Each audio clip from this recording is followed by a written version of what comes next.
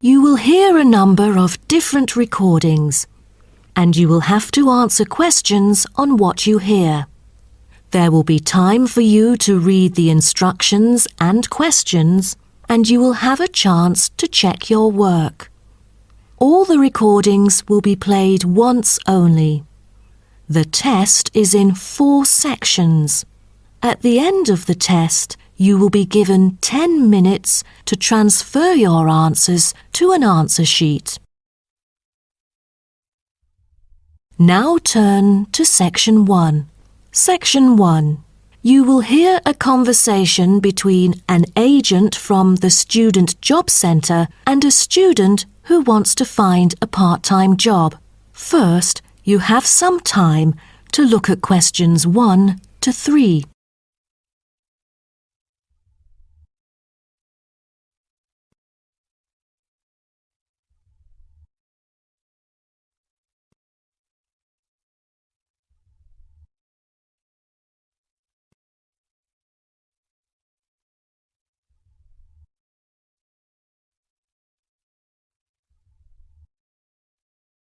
You will see that there is an example which has been done for you.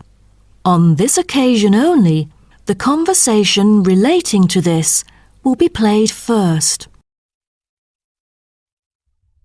Good morning. Oh, good morning. Is this, room number 316? Yes, that's right. So, is this the Student Job Centre? It certainly is. How may I help you? Well, actually, I'm looking for a job, a part-time job. Do you have anything available at the moment? Ah, yes. Are you a registered student? I'm afraid this service is only available to full-time students. Yes, I'm doing my degree in statistics studies. Here's my student card. Right. Well, let's just have a look at what positions are available at the moment. There is a job for social workers, and the workplace is in the House of the Disabled. The agent says that the workplace for social workers is in the House of the Disabled, so disabled has been written in the space. Now we shall begin. You should answer the questions as you listen, because you will not hear the recording a second time. Listen carefully and answer questions 1 to 3. Good morning. Oh, good morning. Is this, room number 316? Yes, that's right. So, is this the Student Job Centre? It certainly is. How may I help you? Well, actually, I'm looking for a job, a part-time job. Do you have anything available at the moment? Ah, yes. Are you a registered student? I'm afraid this service is only available to full-time students. Yes, I'm doing my degree in statistics studies. Here's my student card. Right. Well, let's just have a look at what positions are available at the moment. There is a job for social workers, and the workplace is in the House of the Disabled. That would be fine for me. What are the hours like? You'll have to work every day, and the payment is $9 per hour. However, the skills required are not very basic, so 3 days of training is needed. The pay is quite good, though I'm in my second year of study now, and must attend some courses during the daytime, so I'm afraid I can't make it for this one. Do you have any other positions? You know, ones that I could spare more class-free time on? That's not good then. Let's see. Here, there is one for security guards in the supermarket. What about the pay? The salary is pretty standard for this one. It's $25 per hour. Great! That's much higher than I would have expected. Are there any special qualities required? It sure offers quite a good salary. There's almost no requirement for this job except that you must wear a uniform which is provided. That's very nice then. But what about exact working hours for this? I hope it will be okay for me. The working time is from 9 a.m. to 5 p.m. and you only need to work 3 days each week. Before you hear the rest of the conversation, you have some time to look at questions 4 to 10.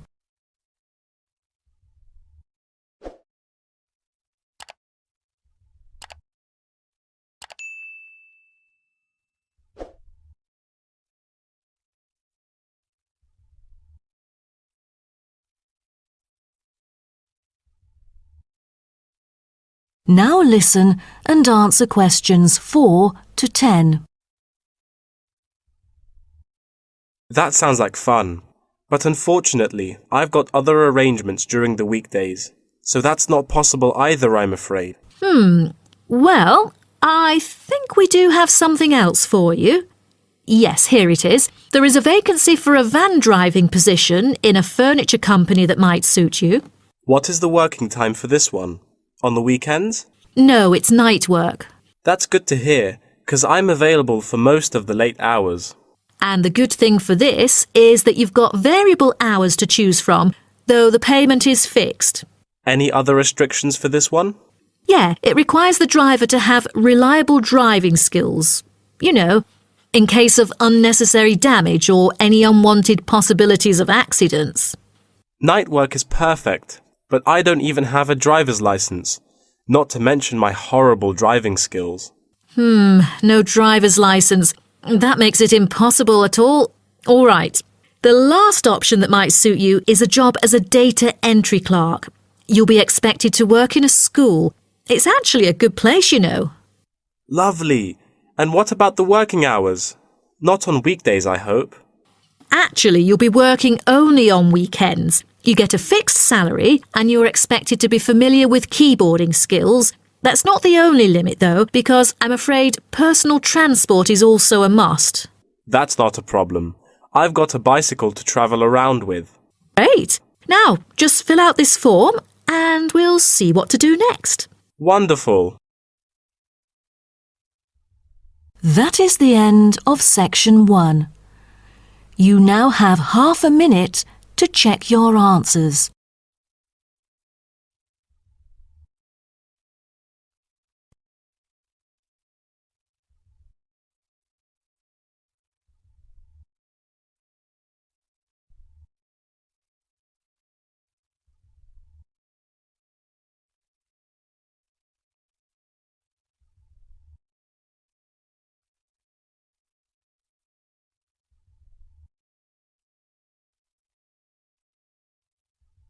Now turn to section 2. Section 2. You'll hear a talk between an interviewer and an interviewee called Chris Evans from the Royal Caledonian Curling Club about ice curling. First, you have some time to look at questions 11 to 16.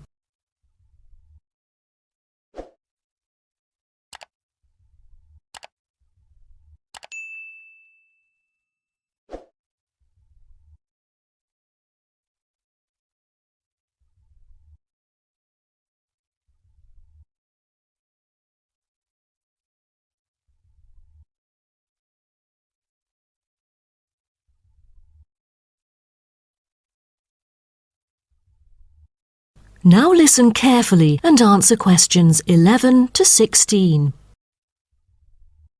Today, we're pleased to have on the show Chris Evans from the Royal Caledonian Curling Club. Now, let's welcome Chris to tell us something about ice curling. Chris, please. Thank you. It's my honour to briefly talk about ice curling here to all of you. So let's start with what curling is. Curling is a sport in which players slide stones on an ice rink towards a target area which is segmented into 4 concentric circles. 2 curling teams consist of 4 players, the lead, the second, the third, and finally the skip. The captain of the curling team and its players will throw their stones in the order stated above. Each team has 8 stones.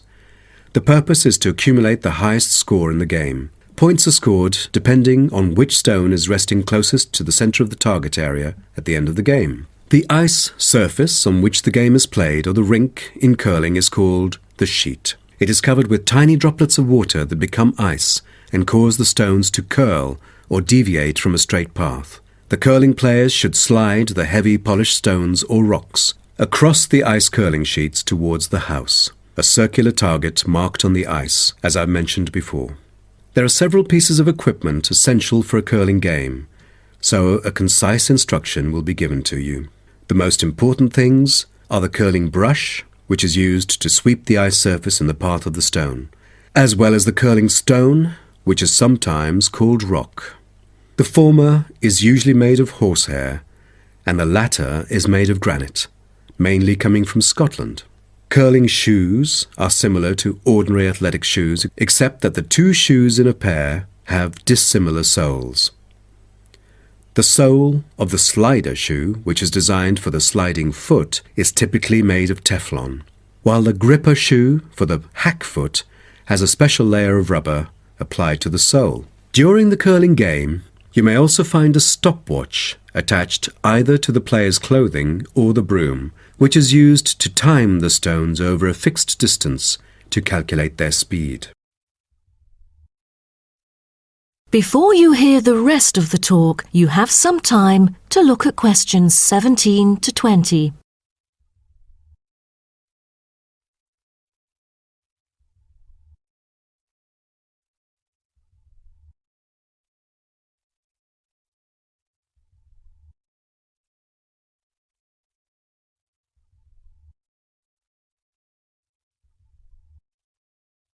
Now listen and answer questions 17 to 20.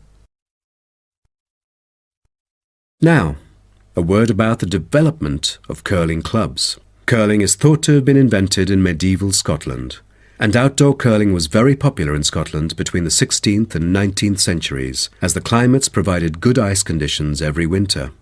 Kilsyth Curling Club is renowned as the first club in the world, having been formally constituted in 1716, and widely influencing ice curling development. In Kilsyth today, both men's and ladies' sections are thriving, participating in all major competitions and having won championships in the British Open in the past. The mother club of curling, Grand Caledonian Curling Club, was instituted in 1838 for the purpose, not as such to attract people's interest, but to regulate the ancient Scottish game of curling by general laws. With these official rules, the young curlers could be trained in a more professional way. By 1842, the new national club had sought to obtain royal patronage, and it has ever since been known as the Royal Caledonian Curling Club. However, many sports, such as athletics and tennis, were frowned upon as being too recreational and not practical enough. So the Crown banned them by law during the 1300s, in the hope that men would instead practice the archery skills that were seen as vital to the country's defence. And the ban was lifted in the 17th century. So, do you know the reason for curling being kept during the 16th century? Is it because it was so popular, or because people from all ages like children could play it? The spirit of curling dictates that one never cheers mistakes, misses, or gaffes by one's opponent. And most importantly, all the team members should strictly follow the instructions of their captain, which is essential for men in battle. Curling was brought to Canada from Scotland, and some curling was played informally before 1800. Curlers often used iron curling stones made from melted materials such as cannonballs rather than granite until the early 1900s, because there were transport problems importing granite stones from Scotland. That is the end of section 2. You now have half a minute to check your answers.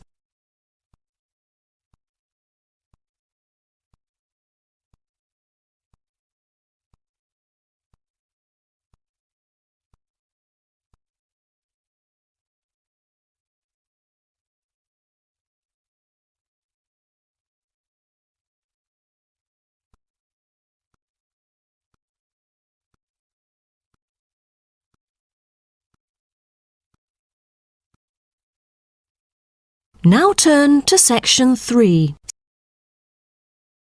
Section 3. You will hear a student called Greg talking to his student about the study of the wind farm in Australia. First, you have some time to look at questions 21 to 25.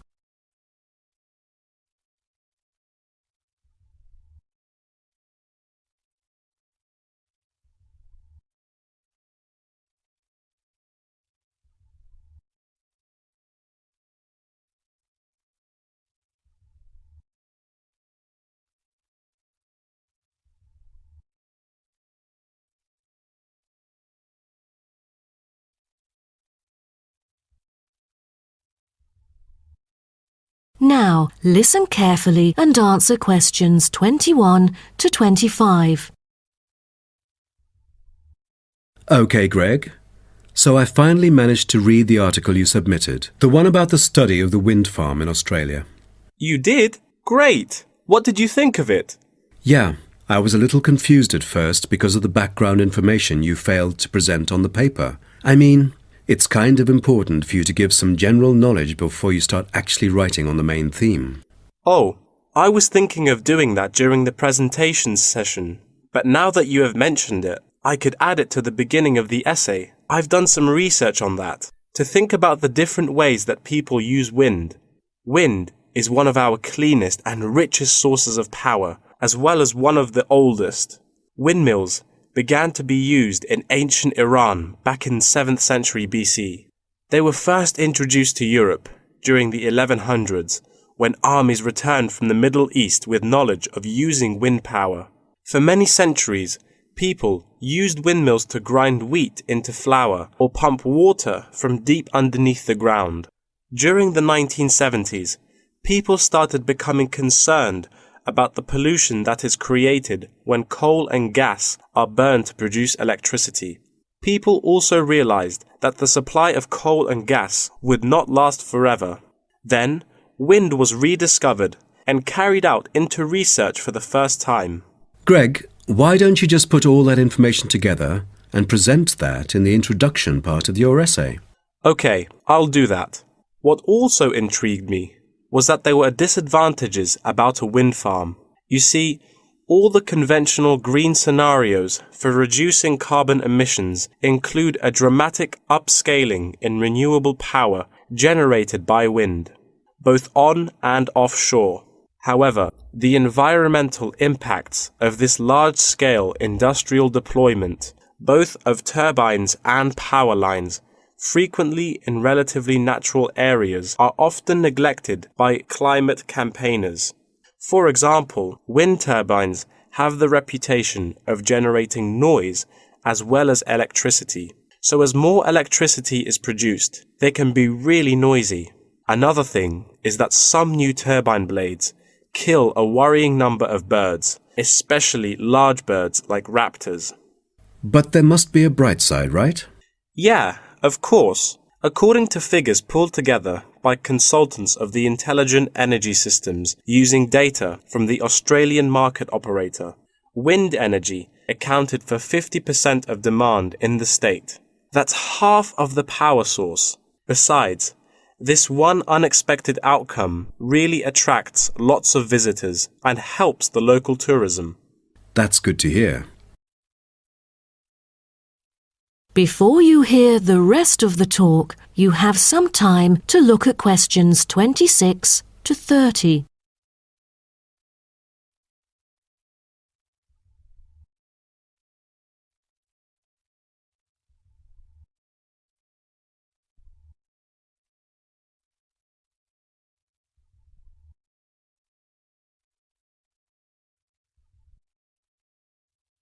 Now, listen and answer questions 26 to 30.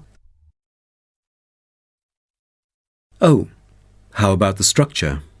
Offshore wind farms consist of a number of connected elements. These include the turbines, foundations, array cables, offshore substation, export cable, and onshore substation and infrastructure. Just a single one of these giant wind turbine blades, produced by manufacturer Siemens, is almost as big as the Airbus A380, the world's largest plane.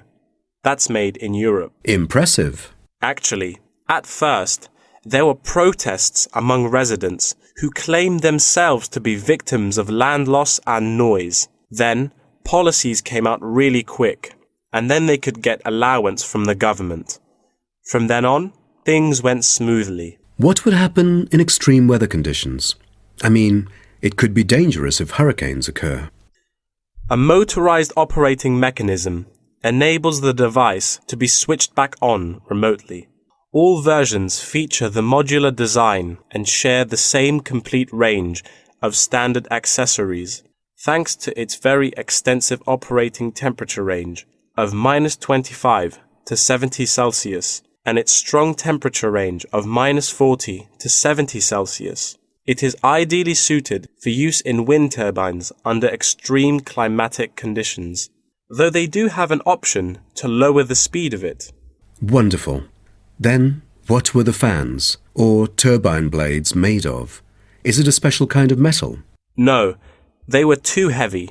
Wind turbine blades must be strong, light, and capable of operating for decades without much, if any, maintenance. Fiberglass is one of the main components of many large-scale wind turbine blades. The material is used because it is lightweight, easily shaped, and not too expensive. Another material used to make longer turbine blades is timber. This material is too expensive to use amongst all the blades, but on the longer blades, it's used to help reinforce them because it is stiff and light. That is the end of section 3. You now have half a minute to check your answers.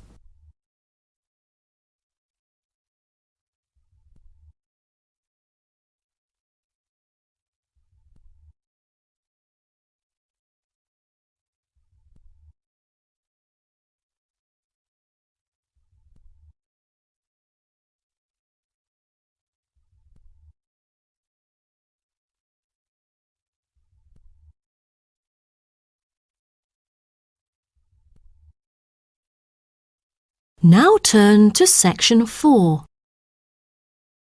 Section 4. You will hear part of a lecture about tea tree oil. First, you have some time to look at questions 31 to 40.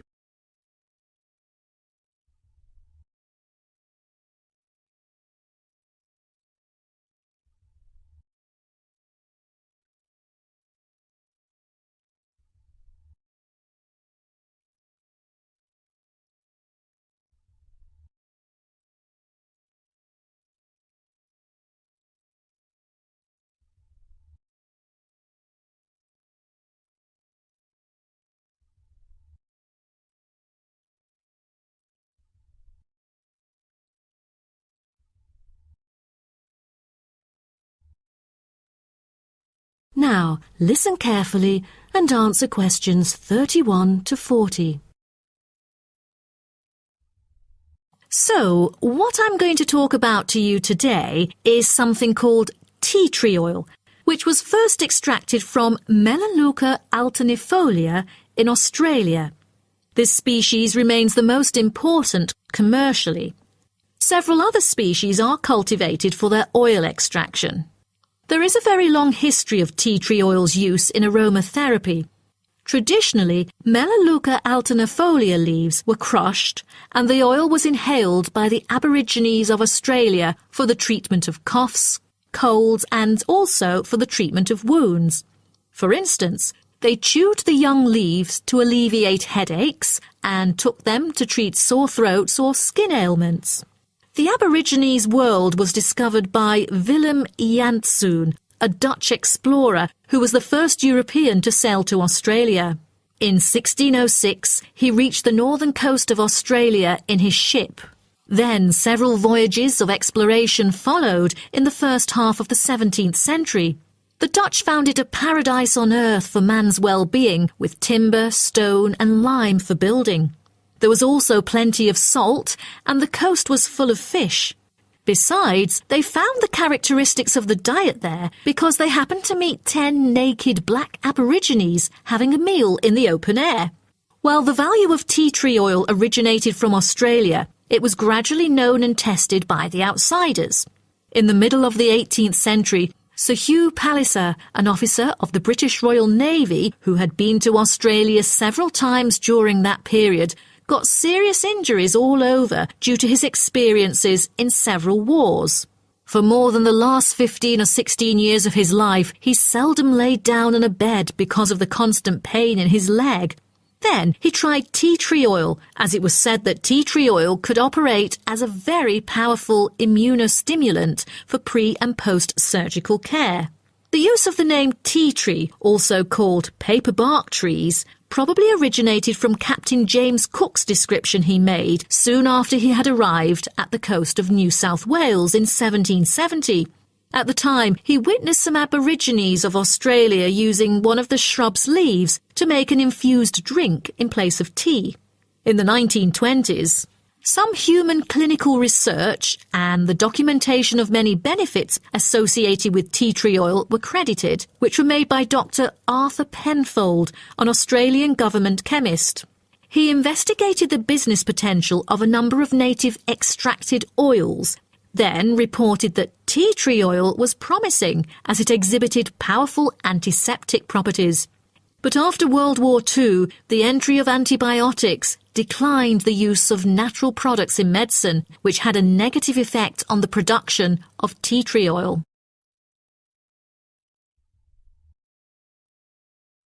As such an important and valuable material in the world, how is tea tree oil produced? I think most of you are curious about this. Tea tree oil can be extracted in some different ways, but the most traditional way is steam distillation.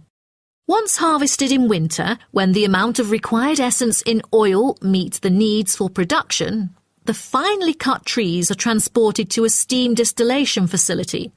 The extraction is made by distilling the leaves in specially designed stainless steel stills, along with the stems, to yield pure oil.